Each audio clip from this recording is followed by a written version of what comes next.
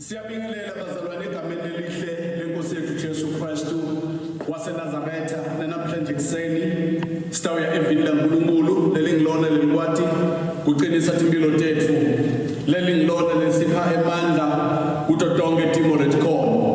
Bazalwane asihlaleni emthandazweni, ayikho into bazalwane lengasenda sibe strong endleleni yethu nasekuqhubekeni kwikhoneni inkosi ngaphandle kokuthi sinamathele emkhulekweni sithinikele lithuba lokufunza live lakhe. Amen bazalwane.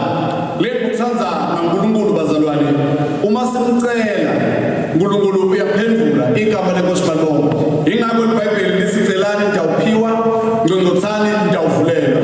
Namhlanje bazalwane asendeni iphathi yethu then naNkulunkulu tawuqhubeka eleyakhe iphathi igama lenkosi malonga. Ngeke kwenteke uNkulunkulu asendele konke kodwa lokutawenda ukuthi into yonke ibe right, ukuthi nathi sitikomithe sibe khona singena emthandazweni sikhuleke ngamunye umzalwane la akhona khona igama lenkosi malonga. Uma sithandaza uNkulunkulu uyayiphendula imikhuleko yebazalwane igama lenkosi malonga. Uma sibuka live lenkosi bazalwane encwadzini kaLuke chapter 24 sifunze evesini lika 29 igama lenkosi malonga.